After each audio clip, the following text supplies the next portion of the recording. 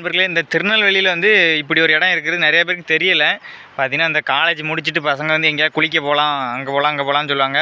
தலையணை நிறைய பேர் கேள்விப்பட்டிருப்பீங்க, தலையணை நிறைய பேருப்பீங்க. இது வந்து மணிமுத்தாறு அணையிலேருந்து வரக்கூடிய தண்ணி, தலையணை கிடையாது, மணிமுத்தாறு அணை. அது வந்து பழைய அணை, அது வந்து முன்னாடி காமராஜர் கட்டி கொடுத்தது. அந்த அணையிலேருந்து வரக்கூடிய தண்ணி. இந்த வாய்க்காலோட ஆழத்தை பாருங்கள், அங்கே பாருங்கள் ஆழம் எவ்வளோ இருக்குன்னு தெரியுதா உங்களுக்கு? நான் வந்து மட்டத்தில் நிற்கிறேன், இதுதான் மட்டம், ஊரோட மட்டம், நம்ம ஊரோட மட்டம். ஆனால் இதுக்கு பார்த்தீங்கன்னா அந்த வாய்க்கால் எவ்வளோ ஆழத்தில் போய் பாருங்கள். இந்த தண்ணி வந்து தினமும் வருமானு கேட்டால் தினமும் வராது. வருஷத்தில் 100 நாள் ஆனால் வந்துடும். அணையில் தண்ணி இருந்து வருஷத்தில் 100 நாள் கண்டிப்பாக விடுவாங்க. 100 நாள் இன்னும் முடியலை, அதனால் அடைக்காம விட்ருக்காங்க. அதுக்கப்புறம் நீங்கள் சுற்றி வந்து இதை பார்த்துட்டு குளிக்க மட்டும் வர வேண்டாம், இந்த ஆழத்தெல்லாம் பார்த்துட்டு அங்கே பார்த்தீங்கன்னா ஒரு தள்ளி வந்து மூடி போகலான்னு ஒன்று உண்டு. ஏன்னு கேட்டிங்கன்னா, இந்த மண் வந்து இவ்வளோ ஆழத்தில் இருக்கிறனால மண் சரிஞ்சு விழுங்கிறக்காண்டி சுற்றி காங்கிரீட்டை போட்டு ஒரு குழாய் மாதிரி வச்சுருவாங்க. பெரிய குழாய், அது சின்ன குழாயெல்லாம் கிடையாது. காங்கிரீட்டிலே குழாய் போட்டு அதுக்கு மேலே மண்ணை போட்டு மூடிட்டாங்க.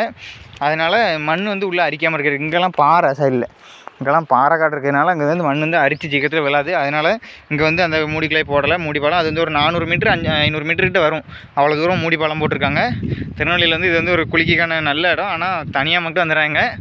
இது வந்து யானைகள் நடமாடக்கூடிய பகுதி. நைட்டு ஈவினிங் போலலாம் யாரும் வந்து, இது வந்து மதியம். அதுக்கப்புறம் பார்த்திங்கன்னா இந்த ஊர் பசங்க அப்புறம் யாராவது தெரிஞ்சவங்கள வச்சுட்டு குளிங்க எங்கேனாலும் சரி, அதுதான் சேஃபு. அப்புறம் நான் சொல்லிட்டேன்னு சொல்லி வந்து யாரும் குளிச்சுட்டு எங்கேயும் எதுவும் பிரச்சனையில் அமுட்டுக்கிட்டான்னா இது இன்னொரு வீட்டில் பார்க்கலாங்க. தேங்க்யூ.